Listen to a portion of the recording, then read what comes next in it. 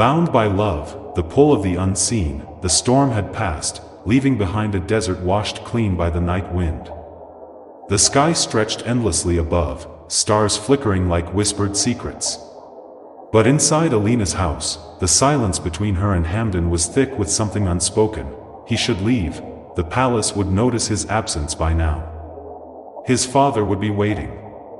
Yet, for some reason, Hamdan remained seated, his fingers tracing the rim of his empty cup. Alina had returned to her chair, her posture relaxed, her expression unreadable. She did not rush him out, nor did she make any effort to keep him there.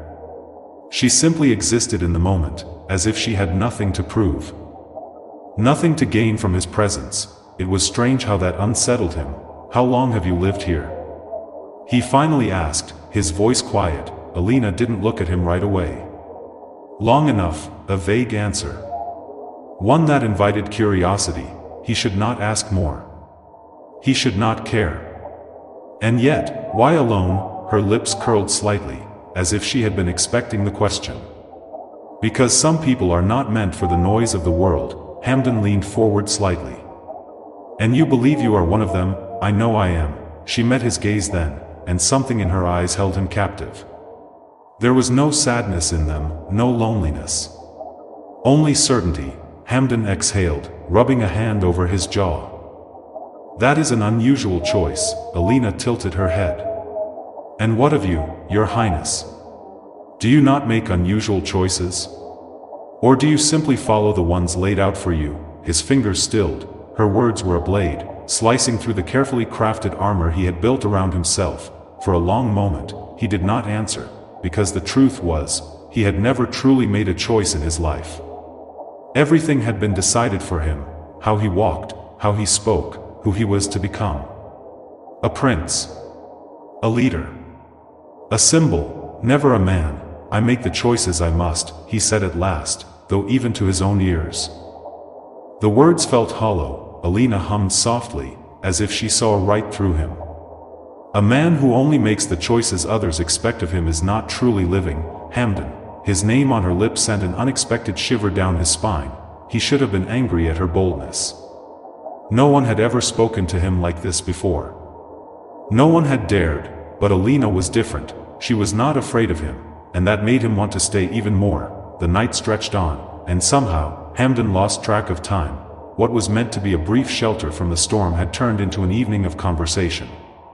Alina did not ask about his wealth or his power.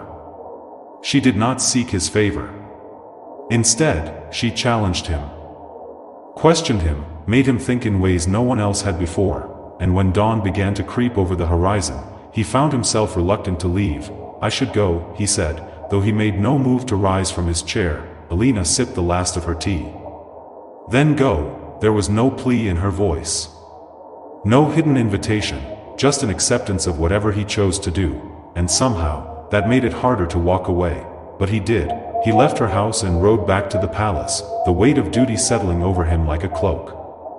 Yet, even as he entered the grand halls of his home, surrounded once more by wealth and power, his thoughts remained elsewhere, with her, and for the first time in his life.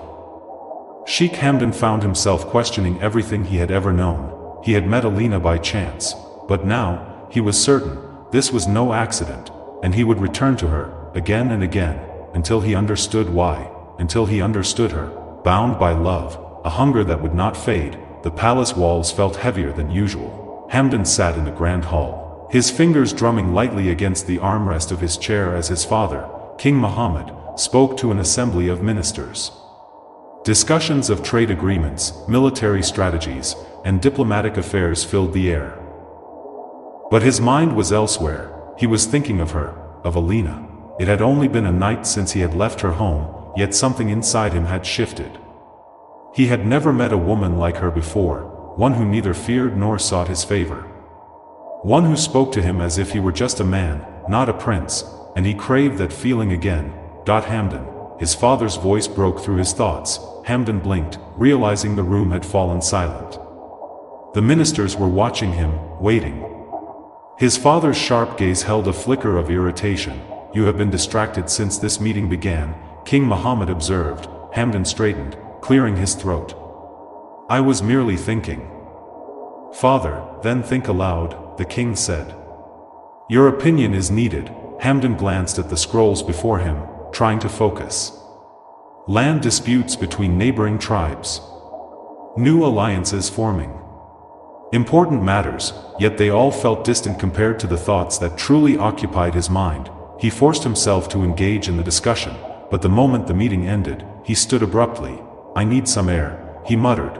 Without waiting for a response, he strode out of the hall, ignoring the questioning looks from his advisors. His feet carried him toward the stables before he even made the conscious decision. He needed to see her. The desert stretched before him, familiar yet different now. The wind was calm today, the storm from the previous night long gone. As he rode, the palace and its burdens faded behind him. When he reached Alina's home, he hesitated for the first time. Why was he here? He had no reason. No duty, only a hunger that would not fade. Taking a deep breath, he dismounted and approached the door.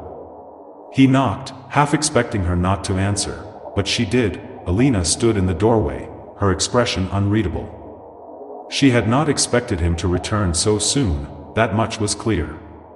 Yet, she did not seem surprised either. You came back.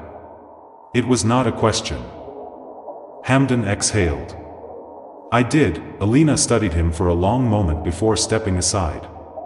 Then come in, and just like that, he was inside again, inside her world, inside a place where he was no longer a prince, but simply a man, and he never wanted to leave, bound by love, a man, not a prince. The scent of burning wood filled the air, blending with the faint aroma of tea that lingered in the small house. The moment Hamdan stepped inside, the weight of the palace, his father's expectations, and the world outside faded. Alina closed the door behind him, walking past him with the same quiet confidence he had grown to admire.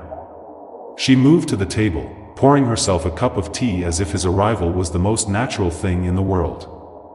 As if she had been expecting him, Hamdan watched her, the flickering firelight casting shadows over her face. She had an air of mystery about her, one that both intrigued and unsettled him. He had been surrounded by women all his life, noble women draped in jewels, princesses trained to speak softly and smile at the right moments. Yet, none had ever made him feel the way Alina did. He was used to admiration, to whispered praise and careful glances. But Alina looked at him differently. Not as a prince, not as a man of power, but simply as a man, and that unnerved him. Are you always this quiet? She asked, lifting her cup to her lips. Hamdan exhaled, realizing he had been standing in the same spot since he entered. With a smirk, he moved toward the table and took the seat across from her. Not usually, he admitted. But I find myself at a loss for words around you. Alina arched a brow. That is not something I imagine a prince saying often.